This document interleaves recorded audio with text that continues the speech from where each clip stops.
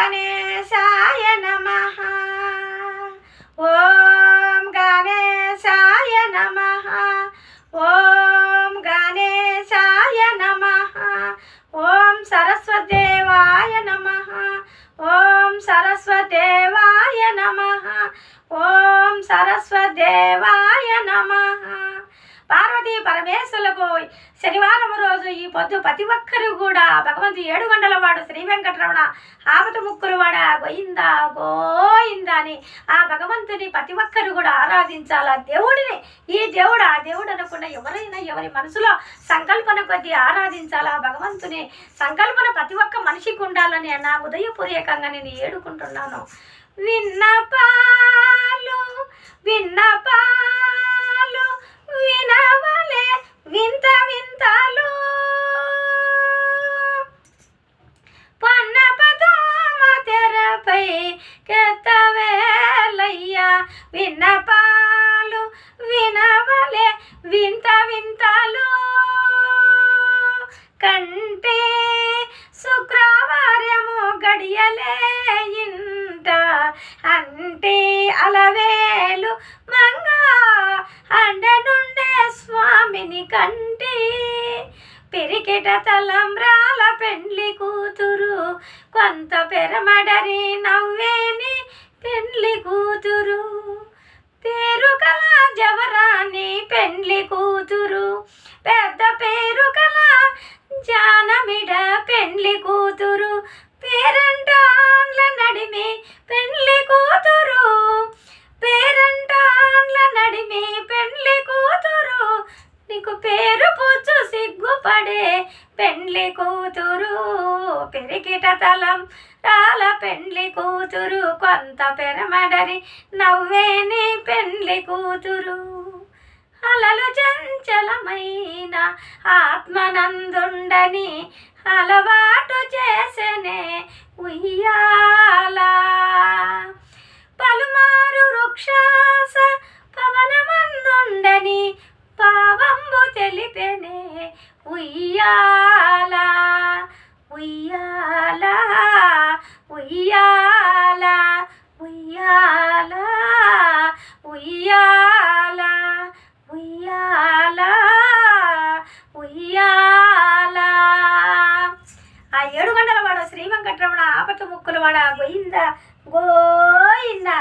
భగవంతుడి సంకల్పన ప్రతి ఒక్క మనిషికి కూడా ఇల్లు వాళ్ళు అనేది లేకుండా మనిషి అనేది జీవితంలో ఒక అహంకారం అనేది లేకుండా అహంకారం ఉండే సాట లక్ష్మీదేవి అనుగ్రహం అనేది ఉండదు. నేను చెప్పుకోవడం కాదు, ప్రతి ఒక్క మనిషి కూడా తెలుసుకోండి. వ్యర్థములు అనేది పడకాకండి.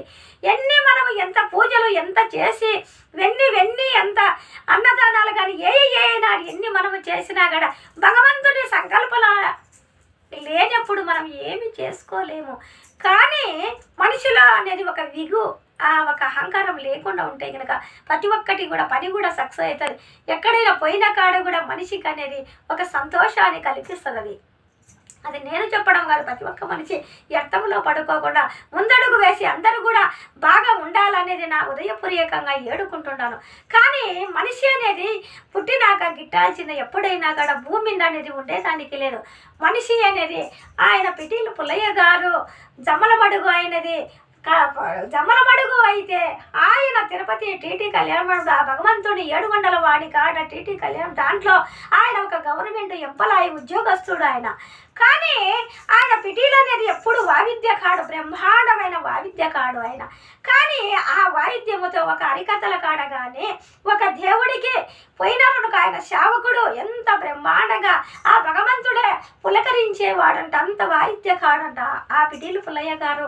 ఆయనకు 80 ఏండ్ల అయినది వయసు వచ్చింది. 80 ఏండ్ల వయసు వస్తానే ఒక బిడ్డను 3 కొడుకులు ఆ పిటీలు పుల్లయ్య గారికి.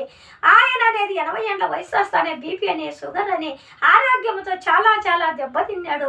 కానీ ఆయన ఒంటిలో శక్తి ఉన్నంత వరకు కూడా రిటైర్డ్ అయినా కూడా ప్రైవేటుగా కూడా ఆయన వాంచుకునేవాడంట. ఎంత అంటే పిటీలు పుల్లయ్య అంటే చుట్టుపక్కల కూడా పేరు పోయిన వాడంట మహానుభావుడు పిటీలు పుల్లయ్యను.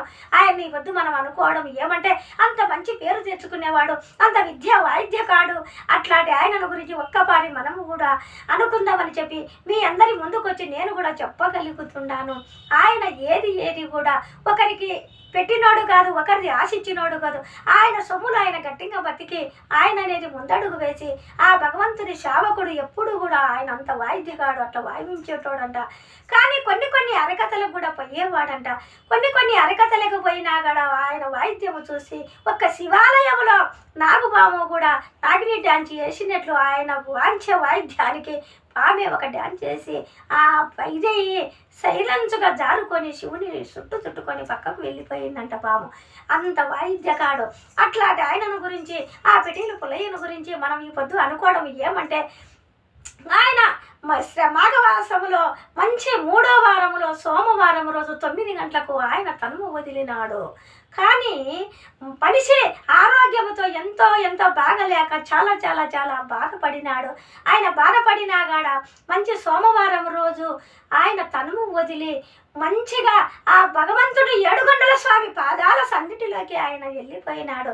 కానీ మనము కూడా అంత విధి లేకుండా మనకు తోసినంత వరకు కూడా మంచిగా మంచి మాటలు, మంచి పలుకు, మంచి విధానం, మంచి ఒక విధిలో అనేది బతికి భగవంతుని కూడా మనం కూడా ఎత్తుక్కుందాము. ఆ భగవంతుని ఎత్తుక్కుంటేనే మనకు కూడా మంచి అవకాశము చిక్కేది.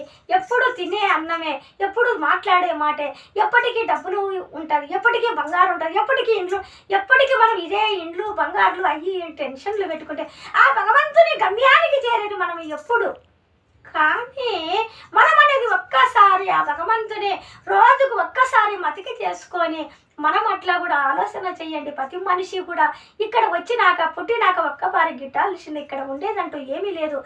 తనువు అనేది వదలాలంటే దానికి కూడా ఆ ఒక్క సావుకు కూడా మనం చేసే పూజలు, మనం చేసే మంచితనము, మనం చేసే విధానం అనేది అది కూడా భగవంతుడు సదాస్తని మంచి పలుకుతాడు మనకు. కానీ ఇట్లనే పోతా ఉంటే ఆ ఒక్క మనసు అనేది ఆ యప్పకు ఏమనిపించిందో జీప్ అనేది పక్కకు నిలబెట్టి ఆగేసినాడు. శివరాత్రి నెలలోనే ఆగేసి పక్కకు పెట్టుకొని ఆయన అట్లనే సైడు నిలబడుకొని ఆ తనువు అనేది వదిలినాడు. హార్ట్ అటాక్ వచ్చి తనువు వదిలినాడు. కానీ ఎవరైనా పోతూ ఉంటారు, చూస్తూ ఉంటారు, ఎవరు చూస్తారు ఏమి కథ. కానీ ఎందుకు ఈ జీప్ ఇక్కడే ఆగిందని చెప్పి నిలబెడి పోలీసులు వాళ్ళు వీళ్ళు చూస్తే ఆ జీపులోనే చనిపోయి అట్టనే వదులుకొని విధైనాడు. కానీ మన సావు మనకనేది ఏ టైంలో వచ్చేది, ఎప్పుడు వచ్చేది భగవంతుడు మనకు తెలియదు. కానీ మన పాత్ర మనం తినడము, చేయడము, 4 మాటలు వాగడము తప్పక మనకనేది భగవంతుడు సంకల్పన అనేది మనకు ఏమీ తెలియదు. కానీ 2 మంచి మాటలు, మంచి కథ, మంచి విధానము, మంచి పేరు తెచ్చుకొని మనిషిలో ఒక అహంకారము లేకుండా ఆ భగవంతుని 2 చేతులు ఎత్తి ప్రతి ఒక్క బిడ్డ కానీ ఇప్పుడు తల్లిదండ్రుల సేవ చేస్తే బిడ్డలు కూడా అదే ఆటోమేటిక్గా తయారైపోతారు. బిడ్డలు మన తల్లిదండ్రుల సోమరులు కొండకిన బిడ్డలు కూడా ఏమి కారు. ప్రతి ఒక్క మనిషి తెలుసుకొని మన బిడ్డలకు కూడా మంచిగా సంస్కారం నేర్పించండి. జీవితంలో అనేది మంచిగా అనేది ఉంటుంది. ఆ కుటుంబం 3 పూలు 6 కాయలు లెక్కన ఆనందంగా ఉంటుంది. అంత విధి అనేది చేసి ఆయన కూడా చూడు మంచి ఆ పిటీలు పుల్లయ్య గారు ఎంత మంచి రోజులో ఎట్లా తనువు వదిలినాడో ఈయన చూడు చూస్తున్నా దావలోనే అట్లనే తనువు అనేది వదులుకొని విధైపోయినాడో. మనకు ఏదైనా వచ్చినాక ఎప్పుడు మనము ఈ గాలి ఎప్పుడు పోతుందో మనకు తెలియదు. కానీ 2 మంచి మాటలు, మంచి విధానం అనేది నేర్చుకొని మనం అనేది ముందడుగు వేస్తాం. మనము ఇప్పుడు ఎంతో ఏం చేస్తాడు, ఎన్ని కోట్ల ఎంత జనం వచ్చినా శివరాత్రిలో కానీ ఎప్పటికైనా అన్నదానం అని నేనే చేయాలా, నేనే పెడతానని ఎంతో అన్నదానాలు చేస్తారు. ఎంతో అన్నదానం చేసి ఎంత అన్నదానం చేసినోనికి ఏముండదు. ఇచ్చర్లు ఎత్తినోనికి ఆ విలువ ఆ ఒక్క మనిషి అనేది ఉంటుంది. ఎందుకంటే ఎంతో సట మాట్లాడతాడు. ఎవరో ఒకరు వచ్చిననుకో ఒక్క వారి ముఖము సిడ్లించుకొని ఏం లేదు అంటే ఆ మొత్తం అంతమందికి పెట్టిన విలువ అంతా ఆడపోతుంది. మనిషి అనేది ఎంతో ఓర్పు, ఎంతో సహనం అనేది ఉండాలి. ఒక అన్నదానం చేసేలాక మనిషి అనేది ఎంతో విధి ఉండాలి. ఊరిక మనం చేసినా కూడా ఇలువంతా దిగజారుకొని పోతుంది. ఓర్పు, ఓపిక అనేది ఉండాలి. సహనానికి అనేది ఒక విధి ఉండాలి మనిషి అనేది. కానీ మనిషి అనేది వ్యర్థంలో పడకూడదు జీవితం అనేది. ఒక ఆయన మామూలుగా బీదవాడు అయితే 3 కొడుకులు అవుతాడు. ఇప్పుడు అందరూ ఆస్తులు ఉండేవాళ్ళు ఉండరు కదా, అందరూ లేని వాళ్ళు ఉండరు, అందరూ ఉండేవాళ్ళు ఉండరు. ఆయనకు ఏం చేసేసింది అంటే ఒక్క మామిడి చెట్టు ఉంది. నాయన నా మనసు రోజుకు రోజు దిగజారిపోతుంది, నేను పంచే ఆస్తులు ఏమీ లేవు నాయన, ఒక్క మామిడి చెట్టు ఉంది, మీ 3కి పనిచేస్తానంట. ఒక్క మామిడి చెట్టు ఉండడం ఏంది, 3కి పంచడం ఏందని ప్రతి ఒక్కరు చాలా ఇంతగా చూస్తున్నాడు. ఇది ఏమిటి అప్ప ఈయన అని ఆలోచనగా చూస్తూ ఉంటారు. చూస్తూ ఉంటే ఆ మామిడి చెట్టు కాడికి 3 కొడకలు దొడకపోయి నా ఆస్తి, నా ప్రాపర్టీ ఇదే నాయన, ఈ చెట్టు వల్లనే మిమ్మల్ని పోషించుకొని వచ్చినా, ఈ చెట్టు వల్లనే మిమ్మల్ని బతికించుకున్నానా, కానీ నేను ఇచ్చేది ఆ మామిడి చెట్టేనా ఆయన మీకు ఆశ్చర్యాలంట. తండ్రి ఏది చెప్తే అదే నన్ను చెప్పి ముగ్గురు కొడుకులు తల ఉంపి ఏం చేసేసినారు, నాయన ఈ కొమ్మకొచ్చే కాయలు నువ్వు కోసుకొని అమ్ముకొని జీవనం చేసుకో, నాయన ఈ కొమ్మకొచ్చే కాయలు నువ్వు కోసుకొని జీవనం చేసుకో, ఈ కొమ్మకొచ్చే కాయలు నువ్వు కోసుకో, ముగ్గురు కొట్లాడుకోకుండా ఈ జీవనం అనేది చేసుకున్నాయనని తండ్రి చెప్పి మామూలుగా తనుము వదిలినాడంట. కానీ ఆ ముగ్గురు కొడుకులు అటనే పోవడం, ఆ కాయలు కోసుకోవడం, ఆ వ్యాపారం చేసుకోవడం, పూట పోసుకోవడం, అది వాళ్ళ జీవితం గాలక్షమైపోతానేట. ఒకసారి ఏం చేసేసినాడంట, చిన్న తమ్ముడు పోయినాడు. అన్నా రాండంటే, నాయన మాకు పనులుంటాయి, నువ్వే కోసుకోపోనాయనా, నీ చెట్టుకు నువ్వు కోసుకొచ్చుకోపోయాడంట. ఈ చిన్న తమ్ముడు ఏం చేసినాడు, ఒక చెట్టుకు పోయి ఒక కాయలు కోసుకుంటా విధి చేస్తూ ఉంటే, ఒక మామూలుగా ఉంటారు కదా చెట్టు కాడికి వచ్చినాక, నాయన ఏమన్నా ఒక తినేదానికి ఫలం ఇస్తావని ఒక మునీశ్వరుడు వచ్చి, ఒక ఫలం ఇస్తావా నాయన, 2 పండ్లు ఇస్తావా, తినేదానికి అన్నం గిన్నం ఏం లేదంట. సరే స్వామి, దానిది ఏముంది, భాగ్యం ఏముంది స్వామి, నీకు కాబట్టి పండ్లు తీసుకొని పో అని చెప్పి ఇన్ని పండ్లు ఆయన ఇచ్చినాడంట. ఇన్ని పండ్లు ఆయన ఇచ్చినాడు. ఓకే, బాగుంది. మళ్ళీ తర్వాత మళ్ళీ పెద్దన్న వచ్చినాడంట. పెద్దన్న వచ్చి మళ్ళా కోసుకుంటే, నాయన నాకు కూడా ఇట్లా పండ్లు ఇస్తావా అని అన్నాడంట. అంటే దానికి ఏముంది, భాగ్యం ఏముంది స్వామిని, ఆయన కూడా పండ్లు ఇచ్చేసినాడంట.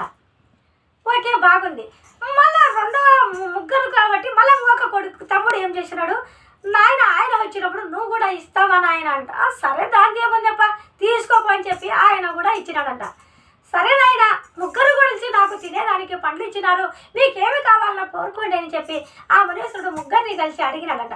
ఆ ముగ్గురిని కలిసి అడుగుతానే ఏం చేసేసినాడు, మీకేం కావాలన్నా కోరుకోను ఆయన, మీకు నేను వరం ఇస్తాను, నా కడుపుకు నింపినారు కదా, మీకు కూడా కోరుకోండి అని చెప్పానంటారు. ఏం చేసేసినారు, స్వామి నాకు ఎప్పటికైనా ఈ మాడు పండ్ల పెద్ద కొడుకు, ఎప్పటికైనా కూడా ఈ మాడు పండ్లు అమ్ముకొని నేను విధి చేయాల్సిందే కదా.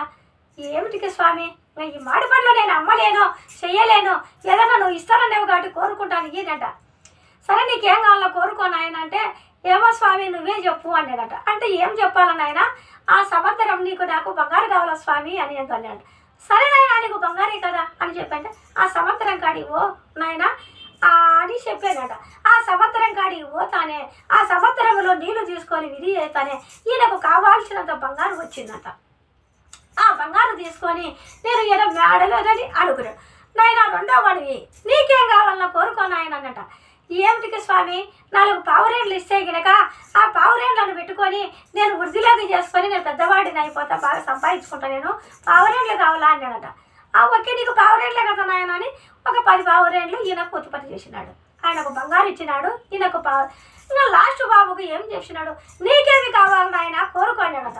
నీకేం కావాలని ఆయన కోరుకోని అంటే ఏం చేసేసినాడు, స్వామి నాకేమి కోరికలు అన్ని బంగారులు డబ్బులు ఏం ఆమోకం లేదు స్వామి, ఎప్పుడైనా సరే ఒక రాజబిడ్డను బాగా పెళ్లి చేసుకోవాలనేది ఒక మనసులో కోరిక ఉంది స్వామి నాకనట. అంతే కదా నాయన ఏముంది ఆడ అన్నాడట. ఆమెను ఏం చేసేసినాడు, ఈయనకు రాజుబిడ్డను ఈమెకు కోరిక, ఆయనకు సముద్రముడు అనేది బంగారు, ఈయనకు పావురేండ్లు, నీ పావురేండ్లు నువ్వు కాసుకో, బంగారు తీసుకొని ముగ్గురికి 3 ఐటెంలు ఇచ్చినాడు. ముగ్గురికి 3 ఐటెంలు ఇస్తానే చిన్న తమ్ముడు ఏం చేసినాడు, రాజుబిడ్డ కాడికి పోయి ఈయన పెళ్లి చేయాలి కదా, ఆ రాజుబిడ్డ కాడికి ఈయన తొడుకొని పోయినాడు. నాయన నీ బిడ్డనిచ్చి పెళ్లి చేస్తావా అన్నాడంట. స్వామి నువ్వే తొడుకొని ఒక వరుని తొడుకొని వచ్చినాక నువ్వు చెప్పి నాకు అభ్యంతరం ఏముంది స్వామి, తప్పకుండా ఇస్తానని చెప్పి ఈ మునేశుడు ముఖం చూసి ఈయనకు రాజుబిడ్డని ఇచ్చాడు, పెళ్లి చేసినాడు. కానీ రాజుబిడ్డను పెళ్లి చేసినాక వాళ్ళ ఆచారం ప్రకారము 6 నెలలు ఒక అరణ్యములో ఉండాలమ్మా, పద్ధతి మా కోరిక అని చెప్పినాడట. 6 నెలలు ఏముందిలే స్వామి ఉంటాంలే అని చెప్పి ఈ అల్లుడికి విధి చేసేసుకొని ఈ బిడ్డను అల్లుని 6 నెలలు అరణ్యములోనే పండు పొలమో కాయో ఏ తిని బతకాల వాళ్ళు, అంతే వాళ్ళ జీవితం అని అన్నాడంట.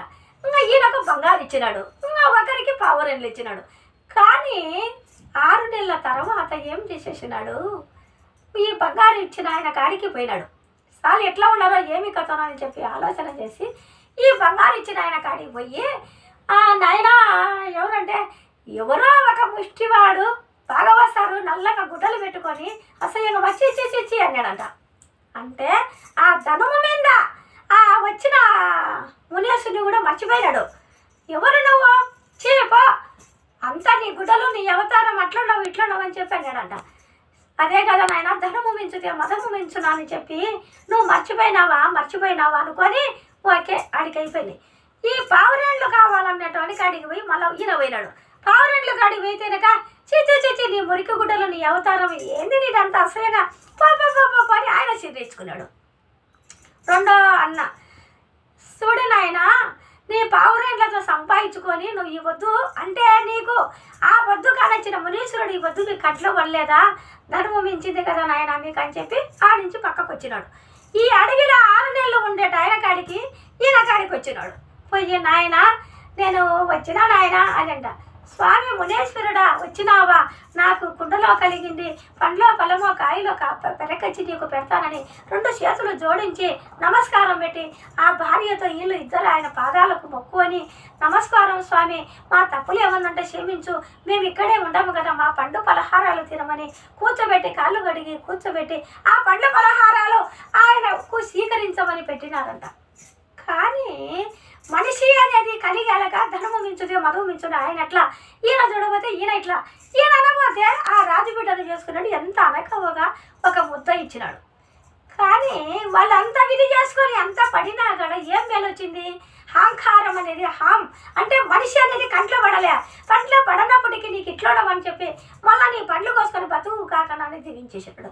సర్రను ఈడటొచ్చినాడు, ఈడటొచ్చి నీ పండ్లు కోసుకొని అమ్ముకోవాలా, నీ ఆస్తి అనేది ఇది కావాలా, నీ మనిషి అనేది సాటి మనిషి అనేది నీకు కండ్లల్లో పడలేదు కదా అని చెప్పి సర్రను పోయి మళ్ళీ మామిడికాయలు అమ్ముకొని బతకాల్సిన పరిస్థితి ఇచ్చినాడు దేవుడు. ఈ లాస్ట్ వాడు కోరికలు ఏమీ వద్దు స్వామి, నువ్వు వచ్చినావని చెప్పి గుర్తు పెట్టుకొని చేసినట్టు చూడి ఆయనకు రాజయోగం. బంగారు కావాలనేటికి ఏమీ లేదు, పావురేండ్లు తెచ్చుకొని అనేటోడికి ఏమీ లేదు, నాకు ఏమొద్దు స్వామి ఒక రాజు బిడ్డను చేసుకోవాలనేటోడికి ఎంత మంచి ఫలితము. మనిషి అనేది కలిగినాక మనం అర్థం చేసుకోవాల్సింది ఏమంటే, కలిగినాక మనిషిని చాటి మనిషిని మర్చిపోతే ఆ మనసు అనేది గాయం తిన్న పుచ్చుకుంటారు. వాళ్ళకు గాయం తిన్న అయిపోతుంది ప్రతి మనిషికి. మీకు ఉంటే ఉండొచ్చు, ఇతరులకు ఎవరే వాళ్ళకు పెట్టరుగా, మీరే తింటారుగా. మనిషికి గౌరవం ఇచ్చి పుచ్చుకోండి. అమ్మవారు కూడా ఆ లక్ష్మీదేవి వాళ్ళ ఇంటికి పోయి వాళ్ళకి అహంకారం పెంచేస్తుంది, డబ్బులు అనీతంగా మితిమీరేటట్టు డబ్బులు పెంచి అహంకారం కూడా పెంచాలి.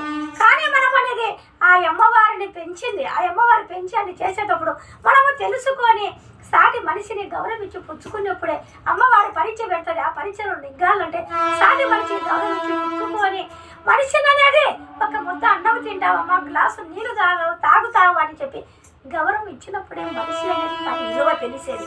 కానీ విలువ లేకుండే సాట, గౌరవం లేక విలువ లేని సాట, అహంకారం ఉండే సాట ప్రస్తుతానికి ఉండొచ్చు, కాదనలే. అమ్మవారు అనుగ్రహం అనేది ఎప్పటికీ ఉండదు. నేను చెప్పడం కాదు, ప్రతి మనిషి కూడా తెలుసుకోండి. వ్యర్థములు అనేది పడగాకండి.